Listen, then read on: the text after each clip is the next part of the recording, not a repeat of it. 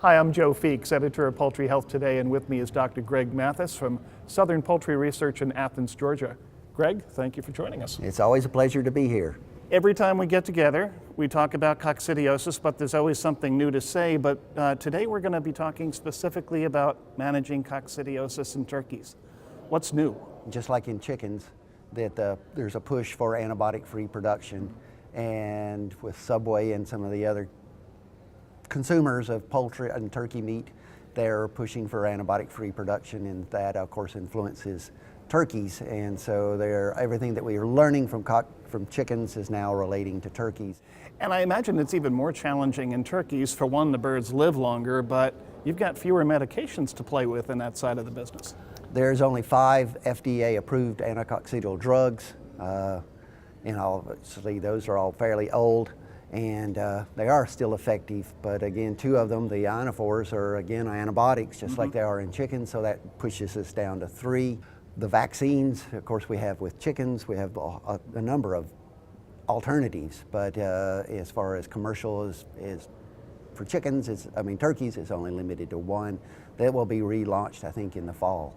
With the trend toward antibiotic-free, what is actually happening with the birds? Are producers finding ways to control this disease, or are the turkeys suffering? Well, the turkeys are suffering, again, because there's a limited amount of available any kind of products. You know, Stephen Clark has done surveys for many, many years on gut health and important health questions for the turkeys, and the lack of medication, lack of treatments is what is biggest concern to the turkey industry.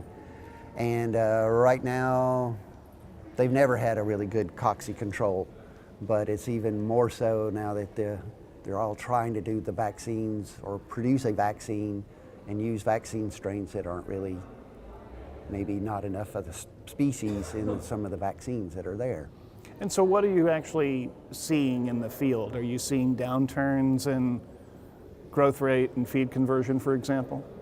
It's a good question, because again, the question is, did we ever really control the coccidia?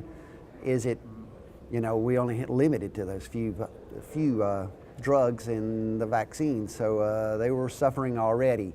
I think they're trying to understand the use of some of the phytoceuticals that we've learned that have value, such as the saponins and the essential oils and combination products. And I think also combinations of seeing about blackhead. Can high levels of these products may actually go against another protozoa? And so I think they're learning, and just like we've learned in the broiler industry, that they have value, some of these phytoceuticals. They will learn this in the turkey industry. Of course, unfortunately, it's a bleed over from chickens research, because there's very little as far as turkey research out there. So with there being little turkey research, what can the turkey industry learn from the chicken industry as far as gut health is concerned? Well, I think they can learn that the value of probiotics, for example. We do know that, obviously almost every poultry broiler company has used a probiotic, and anytime you look at the intestinal tract of a turkey, their wet litter is very common, and there's some sort of interruption of bacterial profile.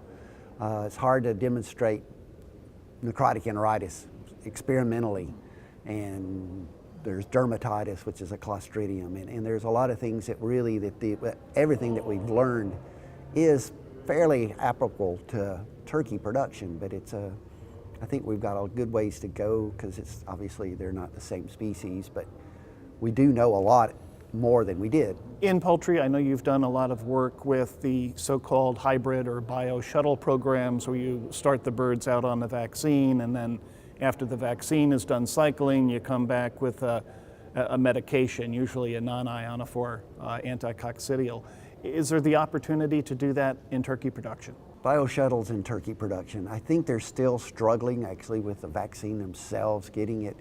The problem with turkey vaccine, and I'm going to talk on this at this meeting, is that with vaccinations, one, you have to have all the species, just like with chickens, and so there's no cross immunity. But the biggest problem is that they start them on clean litter.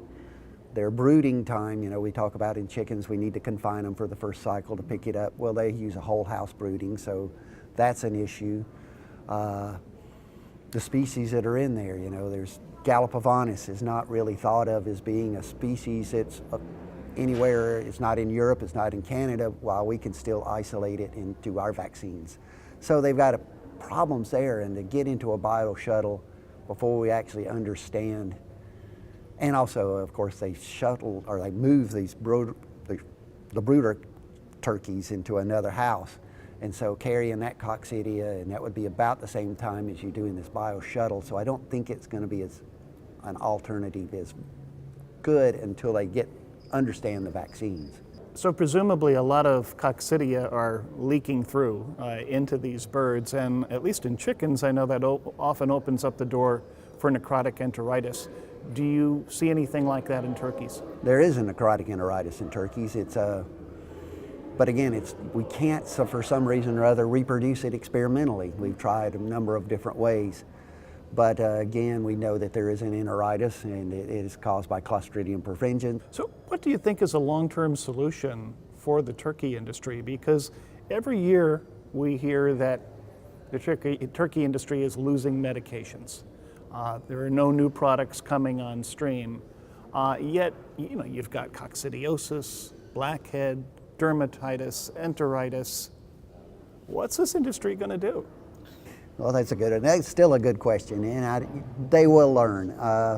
They will adapt, just like the broiler industry is adapt to the never-ever antibiotics, and the turkey industry can do the same thing. I think that we will understand more and more about the vaccination. I know we've had vaccines over time, but again, I think now we're understanding that, you know, maybe we needed another species in there.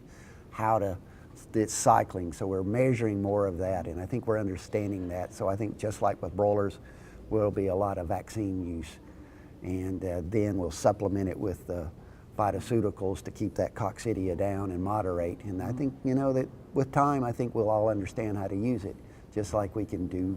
Most of the poultry companies, broiler companies, can do it now. So they're struggling, we'll improve. Are there certain strains of Eimeria, the organism that causes coccidiosis, are there certain strains that are becoming more prevalent in turkeys? Well, of species, you know, there's adenoides, Gallipovinis, and Meleagritis, and as I mentioned, the Gallipovinis is the one that no one believes it really exists, and so I think that one is really, when your vaccine only contains adenoides and Meleagritis, you're leaving out one of the major species, and I think that cycling is hard to determine because turkey coccidia doesn't produce really discernible lesions. So how do you know that it's causing this? And I think that is part of the reason why they didn't put it in, because it's really hard to tell if you have it or not.